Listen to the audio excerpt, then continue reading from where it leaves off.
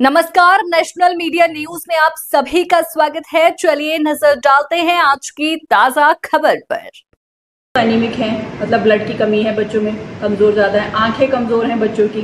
तो इनको ये है कि यहाँ पे आंखों के कैंप थोड़े से लगने चाहिए ताकि बच्चों को अवेयरनेस आए। अभी जितनी मैंने मैक्सिमम लड़कियाँ देखी, अभी तक मैंने 45 लड़कियों को चेक किया है, उसमें से आप ये समझ लीजिए कि 30-35 लोगों की आंखें वीक हैं। तो उनको सबको मैंने सजेस्ट किया कि अपनी आंखें चेक करवाइए, चश्मा लगवाइए। तो अब ये इन लोगों को पता ही नहीं है कि हमें आंखें टेस्ट करवानी है। तो ये ज़्यादा दिक्कत होती है बच्चों में। एनीमिक ज़्यादा होते हैं बच्चे क्योंकि खान पान की दिक्कत है, अच्छे से खाना पीना नहीं हो पाता इन लोगों का, तो वो है। अब बाकी तो ठीक है। Thank you. आज राजकीय होम्योपैथिक चिकित्सालय बसाया देहरादून द्वारा राजकीय बालिका इंटर कॉलेज सहिया में निःशुल्क चिकित्सा शिविर आयोजित किया गया।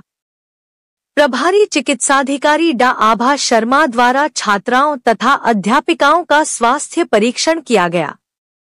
आवश्यकतानुसार रक्त परीक्षण किए गए एवं फार्मासिस्ट पूजा नौटियाल द्वारा निःशुल्क दवा वितरित की गई।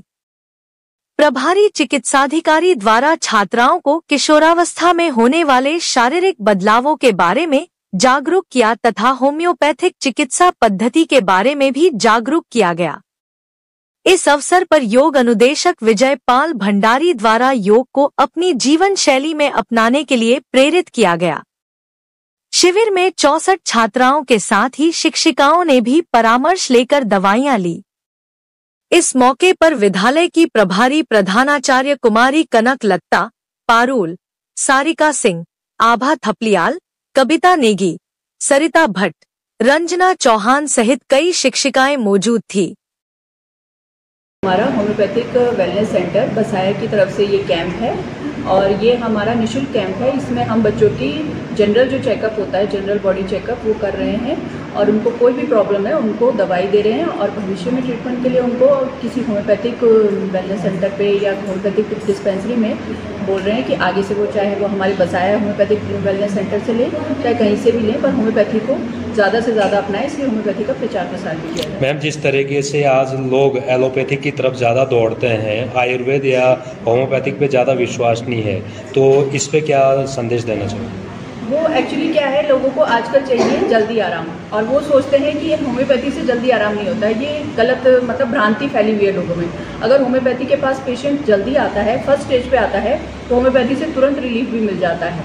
अब होम्योपैथी के पास एक्चुअली पेशेंट आता है सबसे लास्ट में, जब सब जगह से हार जाता है, एलोपैथी से सब जगह से ट्रीटमेंट करवा के उसके बाद आता है, तो उसको क्योर करने में टाइम तो लगेगा क्योंकि वो एलोपैथी से सप्रेस हो जाती है डिजीज़, तो उसको हमें बाहर निकालना होता है, फिर जड़ से हमें उसको ठीक करने में टाइम लगता है। इसलिए होम्योपैथी के लिए अब होम्योपैथी में लोग ये सोचते हैं कि लेट आराम होगा इसलिए कम आते हैं, जबकि अब जागरूकता फैल रही है धीरे धीरे। अब पेशेंट आ रहे हैं बहुत जगह।